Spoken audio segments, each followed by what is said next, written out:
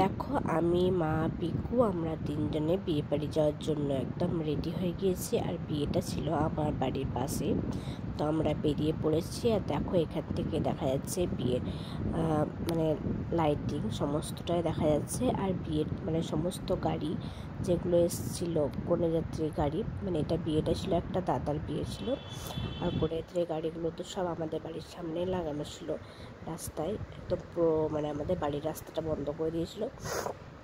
তো এর মধ্যে দেখো আমি গেটের সামনে পিকুকে নিয়ে একটু ছবি তুলছি, সেলফি। পিকুটাও কীরকম হাসি দিল দেখতে পাচ্ছ। আসলে ছবি তোলার সময় একটু হাসে, কিন্তু লোকজন দেখে এদিক ওদিক ঘুরে যাচ্ছিলো। তারপরে দেখো লাইটিংটা খুব সুন্দরভাবে সাজিয়েছে দেখতে পাচ্ছ। এরপরে দুটো স্টল করেছিল, একটা হচ্ছে ফুচকা স্টল আর একটা হচ্ছে কফি। তো আমরা বলতে আমি, মা তো খাই না ফুচকা সেরকমভাবে, আমি গিয়ে দুখানা ফুচকা খেয়েছি, কারণ এতটাই বেশি ঝাল দেওয়া ছিল, আমি ঝাল খেতে পারি না। সেই জন্য এত বেশি ঝাল ছিল যে আমি দুটো ফুচকা খেয়েছি। আর কফি খাইনি, মা কফি খেয়েছে আর আমি দুটো ফুচকা খেয়েছি। তারপরে গিয়ে যেখানে বউ মানে বসেছিল সেইখানে গেলাম, সেইখানে সবার সঙ্গে দেখা হলো, সবার সঙ্গে কথা বললাম। তারপরে বউ দেখলাম ভালোই হয়েছে, বেশ সুন্দর বউটা, মানে বেশ ভালো দেখতে।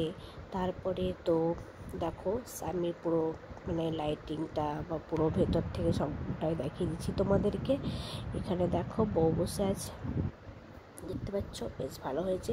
দাদারা তো মানে আমার দাদা বরযাত্রী গিয়েছিল, বিয়েটা হয়েছিল রবিবার দিনকে 15 তারিখে, আর বুধবার দিন বউ ভাত হলো,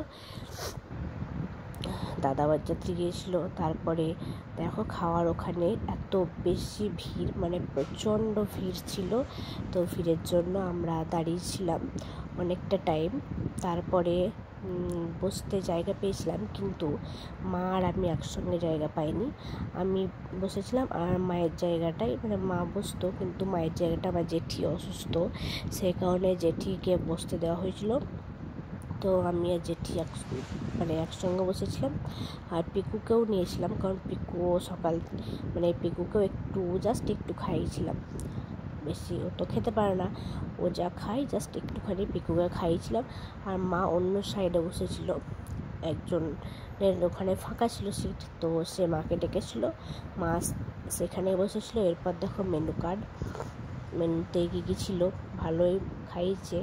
চিকেন ছিল, যারা চিকেন খায় না তাদের জন্য মাছ, তারপরে মিষ্টি, পাঁপড়, আইসক্রিম, ফ্রায়েড রাইস, মানে সমস্ত কিছুই, পনির একটা রেসিপি, সমস্ত কিছু ভালো ছিল। এরপর আমি জেঠিকে দিয়ে বাড়ি ফিরে এসেছি, জেঠি তো অসুস্থ তাই।